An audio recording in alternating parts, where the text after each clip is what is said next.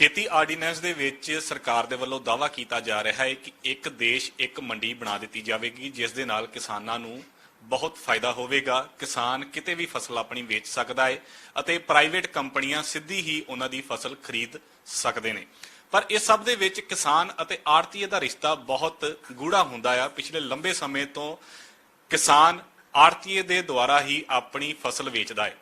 पर आड़तीए का रोल की होवेगा इस खेती आर्डीनेंस तो बाद, क्योंकि इस वड्डे एक बिल दे नाल आड़तीए नूं भी बहुत वड्डा नुकसान होवेगा। मेरे नाल जलंधर शहर के वड्डे आड़तीए जगजीत सिंह होनी बैठे ने। इन्हां ने पिछले 50 सालों तो इस जलंधर दे विच आड़ती का काम कर रहे हैं। तो हुण सरकार दावा कर रही है कि आड़तीया सिस्टम ही खत्म कर दिता जाऊगा।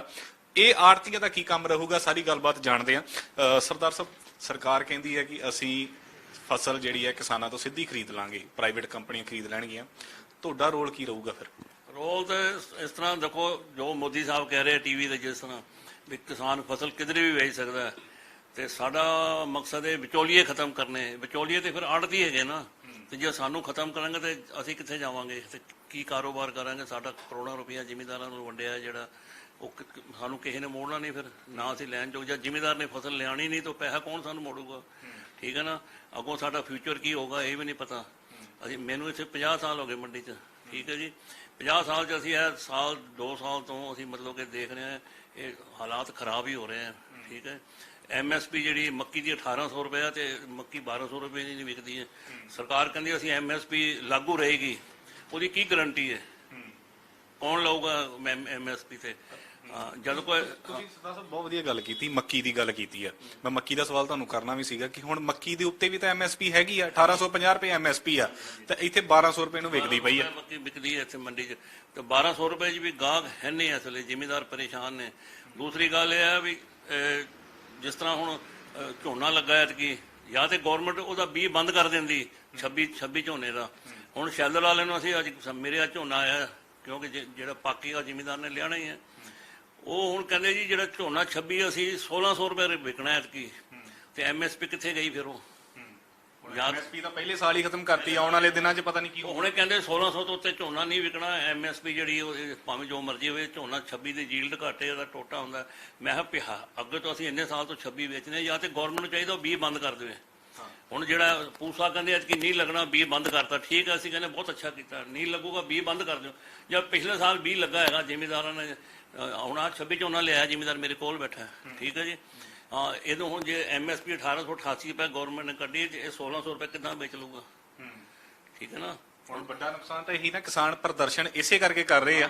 ਅਗਰ ਆੜਤੀ, ਚਲੋ ਅਸੀਂ ਮਤਲਬ ਆੜਤੀ ਹੈਗੇ ਆ, ਅਸੀਂ ਇਹਦਾ ਝੋਨਾ ਜਿੱਦਾਂ ਵੀ ਹੈ ਮਤਲਬ ਵੇਚਾਂਗੇ, ਉਹਨੂੰ ਭਾਵੇਂ ਮਿਕਸ ਕਰਕੇ ਵੇਚੀਏ, ਦੜਾ ਕਰਕੇ ਵੇਚੀਏ ਉਹਦਾ। ਪਰ ਜਦੋਂ ਡਾਇਰੈਕਟ ਖਰੀਦ ਹੋ ਗਈ, ਜਿੱਥੇ ਮਰਜ਼ੀ ਵੇਚੇ, ਕਿਸੇ ਨੇ ਨਹੀਂ ਲੈਣਾ। ਸ਼ੈਲਰ ਵਾਲੇ ਅੱਜ ਹੀ ਕਹਿਣ ਲੱਗ ਪਏ ਅਸੀਂ 1600 ਤੋਂ ਉੱਤੇ ਲੈਣਾ ਹੀ ਨਹੀਂ ਝੋਨਾ, ਜਿਹੜਾ 26 ਝੋਨਾ ਨਹੀਂ ਲੈਣਾ। ਇਹ ਬਹੁਤ ਵੱਡੀ ਐਗਜ਼ਾਮਪਲ ਆ ਕਿ ਹੁਣ ਤੋਂ ਹੀ ਰੇਟ ਜਿਹੜੇ ਆ 200-250 ਰੁਪਏ ਦੇ ਕਰੀਬ ਮੈਨੂੰ ਲੱਗਦਾ ਕਿ ਰੇਟ ਘਟ ਗਿਆ। ਮੈਂ ਸਵੇਰੇ ਫੋਨ ਕੀਤਾ ਸੀ, ਮੈਂ ਕਿਹਾ ਜੀ ਮੇਰੇ ਝੋਨਾ ਆਇਆ 26, ਉਹਦਾ ਬਾਰਦਾਨਾ ਤੁਸੀਂ ਦਿਓਗੇ? ਕਹਿੰਦੇ ਜੀ ਬਾਰਦਾਨੇ ਦਾ ਸਾਨੂੰ ਹਲੇ ਕੁਝ ਨਹੀਂ ਪਤਾ, ਗੌਰਮੈਂਟ ਦੀ ਕੀ ਪਾਲਿਸੀ ਹੈ, ਕਿਉਂਕਿ ਸਾਨੂੰ ਪਿਛਲੇ ਸਾਲ ਦਾ ਜਿਹੜਾ ਬਾਰਦਾਨਾ 7 ਰੁਪਏ ਬੋਰੀ ਦੇ ਹਿਸਾਬ ਨਾਲ ਸਾਨੂੰ ਨਹੀਂ ਮਿਲਿਆ, ਜੇ ਘੱਟ ਮਿਲਿਆ, ਤੇ ਅਸੀਂ ਬਾਰਦਾਨਾ ਨਹੀਂ ਦੇਣਾ ਜਿੰਨੇ ਚਿਰ ਗੌਰਮੈਂਟ ਦਾ ਕੋਈ ਖਰੀਦ ਦਾ ਫੈਸਲਾ ਨਹੀਂ ਹੁੰਦਾ ਅਜੇ ਤੱਕ। ਠੀਕ ਆ, ਅਸੀਂ ਆਪਣੇ ਕੋਲੋਂ ਮੁੱਲ ਲੈ ਕੇ ਜ਼ਿਮੀਦਾਰ ਦਾ ਮਾਲ ਭਰਨ ਲੱਗੇ ਆ, ਆਪਣੇ ਕੋਲੋਂ ਲਾ ਕੇ। ਆੜਤੀਆ ਵੀ ਡਰਿਆ ਬੈਠਾ ਵਾ। ਦੇਖੋ ਹੁਣ ਜ਼ਿਮੀਦਾਰ ਦਾ ਕੋਈ ਕਸੂਰ ਨਹੀਂ, ਇਹਦਾ ਮਾਲ ਆਇਆ, ਅਸੀਂ ਤੇ ਆਪਣੇ ਕੋਲੋਂ ਬਾਰਦਾਨਾ ਖਰੀਦ ਕੇ ਭਰਾਂਗੇ, ਇਹ ਤੇ ਆਪਣੇ ਪੈਸੇ ਲੈ ਕੇ ਚਲਾ ਜਾਏਗਾ। ਬਾਰਦਾਨਾ ਸਾਡੇ ਪੱਲੇ ਪੈ ਗਿਆ ਨਾ ਬਾਅਦ ਚ। ਤੇ ਜਦੋਂ ਮਤਲਬ ਕਿ ਸ਼ੈਲਰ ਵਾਲਾ ਅੱਗੇ ਸਾਨੂੰ ਬਾਰਦਾਨਾ ਦਿੰਦੇ ਸੀ ਵੀ ਸਾਜੀ ਲੈ ਜਾਓ 5-10 ਹਜ਼ਾਰ ਬੋਰੀ ਤੇ ਮਾਲ ਭਰ ਕੇ ਅਸੀਂ ਚੁੱਕ ਲਾਂਗੇ, ਕਿਉਂਕਿ ਪੁਰਾਣਾ ਬਾਰਦਾਨਾ ਦੇਣਾ ਪੈਂਦਾ ਉਹਨੂੰ। ਐਤਕੀ ਕੋਈ ਸ਼ੈਲਰ ਵਾਲਾ ਬਾਰਦਾਨਾ ਨਹੀਂ ਦੇ ਰਿਹਾ, ਕਿਉਂਕਿ ਉਹ ਵੀ ਡਰੇ ਹੋਏ ਨੇ ਵੀ ਪਤਾ ਨਹੀਂ ਪਾਲਿਸੀ ਕੀ ਹੈ ਗੌਰਮੈਂਟ ਦੀ, ਜ਼ਿਮੀਦਾਰ ਦਾ ਮਾਲ ਮੰਡੀਆਂ 'ਚ ਵਿਕਣਾ ਕਿ ਨਹੀਂ ਵਿਕਣਾ। ਅਸੀਂ ਸਾਨੂੰ ਮਤਲਬ ਕਿ ਜਦੋਂ ਮੋਦੀ ਸਾਹਿਬ ਨੇ ਕਿਹਾ ਨਾ ਵੀ ਵਿਚੋਲੀਏ ਕੱਢ ਦੇਣੇ, ਉੱਥੋਂ ਸਾਨੂੰ ਖਤਰਾ ਲੱਗਦਾ ਵੀ ਇਹ ਵਿਚੋਲੀਏ ਤੇ ਅਸੀਂ ਆ। ਅੱਛਾ ਜੀ, ਲੋਕ ਸਭਾ ਦੇ ਵਿੱਚ ਤਾਂ ਹੁਣ ਬਿੱਲ ਪਾਸ ਹੋ ਗਿਆ ਹੈ, ਰਾਜ ਸਭਾ ਜਾਣਾ, ਰਾਸ਼ਟਰਪਤੀ ਦੀ ਮੋਹਰ ਲੱਗਣੀ ਬਾਕੀ ਹੈ ਬਸ। ਤੇ ਜੇ ਇਹ ਬਿੱਲ ਕਾਨੂੰਨ ਦੇ ਵਿੱਚ ਤਬਦੀਲ ਹੋ ਜਾਂਦਾ ਆ ਤਾਂ ਆੜਤੀ ਸਿਸਟਮ ਖਤਮ ਹੋ ਜਾਊਗਾ, ਤੇ ਫਿਰ ਕੀ ਕਰੋਗੇ ਤੁਸੀਂ? ਦੇਖੋ ਜੇ ਸਾਨੂੰ ਵੀ ਨੁਕਸਾਨ ਹੈ, ਗੌਰਮੈਂਟ ਨੂੰ ਵੀ ਨੁਕਸਾਨ ਹੈ। ਗੌਰਮੈਂਟ ਨੂੰ ਜਿਹੜਾ 2% ਜਾਂ 3% RDF ਆਉਂਦਾ, ਰੂਰਲ ਡਿਵੈਲਪਮੈਂਟ ਫੰਡ, ਉਹ ਗੌਰਮੈਂਟ ਨੂੰ ਕਿੱਥੋਂ ਮਿਲੂਗਾ? ਮੰਡੀਆਂ 'ਚ ਮਾਲ ਆਊਗਾ ਵਿਕਦਾ, ਸਰਕਾਰ ਨੂੰ ਵੀ ਆਮਦਨ ਹੈਗੀ ਕਰੋੜਾਂ ਰੁਪਏ ਦੀ। ਉਹ ਤਾਂ ਪ੍ਰਾਈਵੇਟ ਕੰਪਨੀਆਂ ਤੋਂ ਲੈ ਲੈਣਗੇ ਸਰਕਾਰ। ਨਹੀਂ, ਪ੍ਰਾਈਵੇਟ ਕੰਪਨੀ ਤੋਂ ਕਿੱਥੋਂ ਲੈ ਲੈਣਗੇ?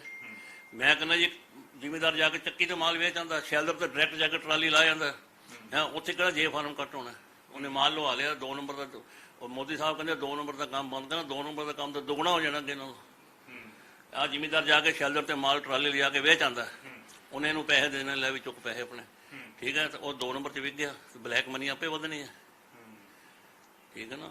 ਇਹ ਤੇ ਮੰਡੀਆਂ 'ਚ ਮਾਲ ਆਉਂਦਾ, ਉਹਦਾ ਜੇ ਫਾਰਮ ਕੱਟ ਹੁੰਦਾ, ਸਰਕਾਰ ਨੂੰ ਉਹਦੀ ਆਮਦਨ ਆ, ਉਹਦੀ ਫੀਸ ਜਾਂਦੀ ਮਾਰਕੀਟ ਕਮੇਟੀ ਦੀ, ਉਹਦੀ RDF ਜਾਂਦਾ, ਜਿਹੜੇ ਪਿੰਡਾਂ ਦੀਆਂ ਸੜਕਾਂ ਬਣਦੀਆਂ ਮਾਰਕੀਟ ਕਮੇਟੀ ਬਣਾਉਂਦੀ ਹੈ, ਉਹ ਸਾਰਾ ਕੁਝ ਕਮੇਟੀਆਂ ਫਿਰ ਭੰਗ ਹੋ ਜਾਣੀਆਂ ਹਿਸਾਬ ਨਾਲ। ਇਹ ਸਰਦਾਰ ਸਾਹਿਬ ਤੁਹਾਡਾ ਬੜਾ ਲੰਬਾ ਤਜਰਬਾ ਹੈ ਇਸ ਕੰਮ ਦੇ ਵਿੱਚ, ਜੇ ਇਹ ਸਭ ਕੁਝ ਖਤਮ ਕਰ ਦਿੰਦੇ ਆ, ਆੜਤੀ ਸਿਸਟਮ ਖਤਮ ਕਰ ਦਿੰਦੇ ਆ, ਤੇ ਕਿਸਾਨ ਕਿਹੜੇ ਹਿਸਾਬ ਨਾਲ ਫਸਲ ਵੇਚੂਗਾ? ਕੀ ਉਹ ਸ਼ੈਲਰਾਂ ਤੇ ਜਾਊਗਾ, ਕੀ ਉਹ ਮੰਡੀ ਦੇ ਵਿੱਚ ਇੱਥੇ ਆਊਗਾ, ਕਿ ਜਾਂ ਜਿਹੜੇ ਪ੍ਰਾਈਵੇਟ ਕੰਪਨੀ ਉਹਨਾਂ ਦੇ ਘਰਾਂ 'ਚ ਜਾਣਗੀਆਂ?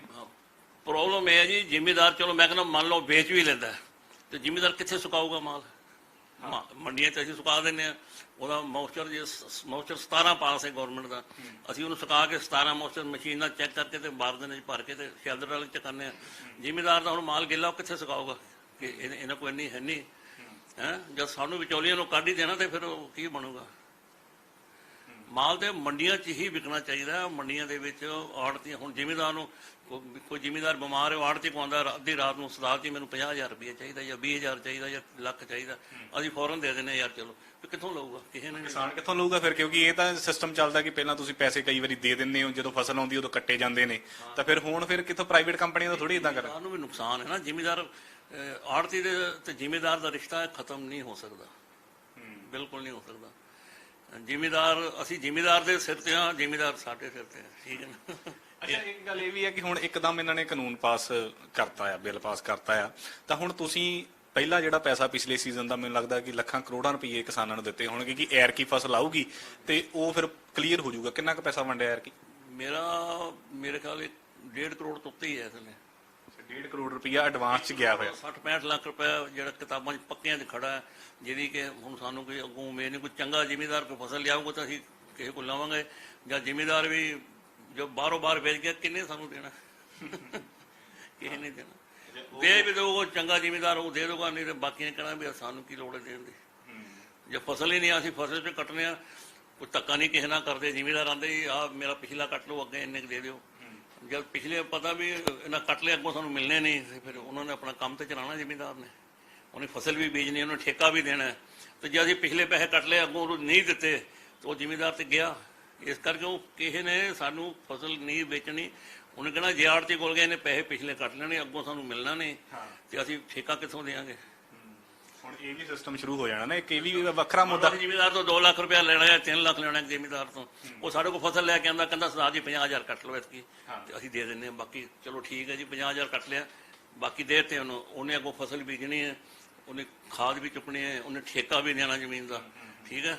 ਤੇ ਜੇ ਅਸੀਂ ਸਾਰੇ ਕੱਟ ਲਏ ਵੀ ਹੁਣ ਪਤਾ ਜੀ ਜ਼ਿਮੀਦਾਰ ਨੇ ਸਾਡੇ ਕੋਲ ਨਹੀਂ ਆਣਾ, ਕੱਟੋ ਇੱਕ ਵਾਰ ਸਾਰੇ, ਤੇ ਉਹ ਫਿਰ ਵਿਚਾਰਾ ਕਿੱਥੇ ਜਾਊਗਾ?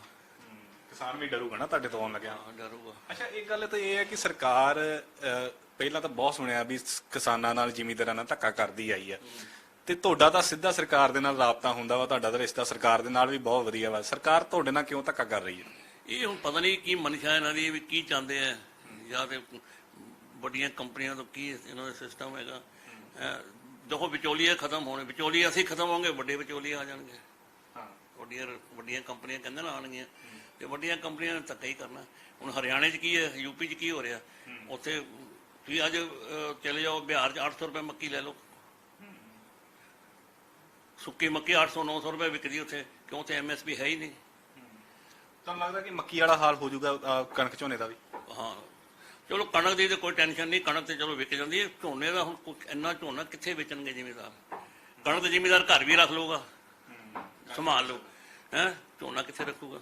ਅੱਛਾ, ਪ੍ਰਾਈਵੇਟ ਕੰਪਨੀਆਂ ਵੀ ਮੈਨੂੰ ਐ ਪਰਸਨਲੀ ਲੱਗਦਾ ਕਿ ਸਾਲ 2 ਸਾਲ ਖਰੀਦ ਲੈਣਗੀਆਂ, ਤੇ ਜਦੋਂ ਉਹਨਾਂ ਕੋਲ ਜਮਾ ਹੋ ਗਈ ਪੁਰਾਣੀ ਫਸਲ, ਤੇ ਫਿਰ ਉਹ ਨਵੀਂ ਤਾਂ ਲੈਣਗੇ ਨਹੀਂ, ਫਿਰ ਉਹ ਘਾਟੇ ਤੇ ਲੈਣਗੇ। ਘਾਟੇ ਤੇ ਲੈਣਗੇ। ਜ਼ਿਮੀਦਾਰ ਅੱਜ ਪਤਾ ਕਹਿੰਦੇ ਸੀ, ਕਹਿੰਦੇ ਜੀ ਅਸੀਂ ਆਪਣੇ ਖਾਣ ਜੋਗੀ ਬੀਜਾਂਗੇ, ਬਾਕੀ ਬੀਜਣੀ ਨਹੀਂ। ਆਹ ਕਹਿੰਦੇ ਹੁਣ ਕੀ ਕਰਨ, ਜਦ ਵਿਕਣੀ ਨਹੀਂ ਤੇ ਵੇਚਣੀ ਕਾਹਦੇ ਲਈ? ਕਿਸਾਨ ਦਾ ਇੱਕ ਹਿਸਾਬ ਨਾਲ ਖਤਮ ਹੀ ਕਰਤਾ। ਕਿਸਾਨ ਇਹ ਦੇਖੋ ਜੀ, ਗੌਰਮੈਂਟ ਨੂੰ ਹੱਲੇ ਵੀ ਸੋਚਣਾ ਚਾਹੀਦਾ ਵੀ ਇਹ ਵਿਚੋਲੀਏ ਨਾ ਕੱਢਣ। ਜਿੱਦਾਂ ਸਿਸਟਮ ਚੱਲਦਾ ਸੀ ਬੜਾ ਸੋਹਣਾ ਚੱਲੀ ਜਾਂਦਾ ਹੈ, ਠੀਕ ਹੈ, ਜ਼ਿਮੀਦਾਰ ਜਿਹੜੇ ਸੁਸਾਈਡ ਕਰਦੇ ਆ ਉਹ ਇਸ ਕਰਕੇ ਨਹੀਂ ਕਰਦੇ ਵੀ ਆੜਤੀਆਂ ਨੇ ਪੈਸਾ ਦੇਣਾ ਜੀ, ਆੜਤੀਆਂ ਦਾ ਬੈਂਕਾਂ ਤੋਂ ਲੋਨ ਲਏ ਜੀ, ਮੁੰਡੇ ਬਾਹਰ ਭੇਜ ਦਿੱਤੇ, ਪੈਸਾ ਉੱਧਰ ਖਰਚ ਲਿਆ, ਹੁਣ ਦੇ ਨਹੀਂ ਹੁੰਦੇ, ਕਈ ਸੁਸਾਈਡ ਕਰਨ ਦੇ। ਆਪਣੇ ਦੁਆਬੇ 'ਚ ਕਿਸੇ ਨੇ ਸੁਸਾਈਡ ਕੀਤਾ? ਬਹੁਤ ਹੈ ਹੀ ਨਹੀਂ, ਕੋਈ ਰੇਅਰ ਹੋਊਗਾ। ਉੱਧਰ ਦੂਜੇ ਦੁਆਬੇ, ਆਪਣੇ ਦੁਆਬੇ 'ਚ ਸੁਣਿਆ ਹੀ ਨਹੀਂ ਕਦੇ। ਸੋ ਇਹ ਸਿਸਟਮ ਤੁਹਾਨੂੰ ਲੱਗਦਾ ਕਿ ਇਹ ਜਿਹੜਾ ਚੱਲ ਰਿਹਾ ਸੀ ਉਹ ਠੀਕ ਸਿਸਟਮ ਚੱਲ ਰਿਹਾ, ਹੁਣ ਜੇ ਆਊਗਾ ਤਾਂ ਨੁਕਸਾਨ ਸਰਕਾਰ ਨੂੰ ਵੀ ਆ, ਕਿਸਾਨ ਨੂੰ ਵੀ ਆ, ਤੇ ਤੁਹਾਨੂੰ ਵੀ। ਅੱਗੇ ਜ਼ਿਮੀਦਾਰ ਸੁਸਾਈਡ ਕਰ ਤੁਹਾਨੂੰ ਆੜਤੀ ਕਰਨਗੇ, ਗੱਲ ਤੇ ਉੱਥੇ ਆ ਗਈ। ਧੰਨਵਾਦ ਗੱਲਬਾਤ ਕਰ ਲਈ। ਸੋ ਇਹ ਨੇ ਜਲੰਧਰ ਦੇ ਵੱਡੇ ਆੜਤੀਏ ਜਗਜੀਤ ਸਿੰਘ, ਜਿਹੜੇ ਪਿਛਲੇ 50 ਸਾਲਾਂ ਤੋਂ ਆੜਤ ਦਾ ਕੰਮ ਕਰ ਰਹੇ ਨੇ, ਪਰ 1971 ਤੋਂ ਇਹ ਕੰਮ ਕਰ ਰਹੇ ਨੇ। ਪਰ ਹੁਣ ਇਹ ਗੱਲ ਕਹਿ ਰਹੇ ਨੇ ਕਿ ਪਹਿਲਾਂ ਕਿਸਾਨ ਖੁਦਕੁਸ਼ੀਆਂ ਕਰਦੇ ਸੀ, ਤਾਂ ਹੁਣ ਆੜਤੀਆਂ ਦੀ ਵਾਰੀ ਆ ਜਾਊਗੀ ਜੇਕਰ ਇਹ ਬਿੱਲ ਦੇ ਵਿੱਚ ਵਿਚੋਲਗਿਰੀ ਖਤਮ ਕਰ ਦਿੱਤੀ ਗਈ। ਕੈਮਰਾਮੈਨ ਮਨੀਸ਼ ਦੇ ਨਾਲ ਮਨਦੀਪ ਸਿੰਘ, ਡੇਲੀ ਪੋਸਟ ਪੰਜਾਬੀ, ਜਲੰਧਰ।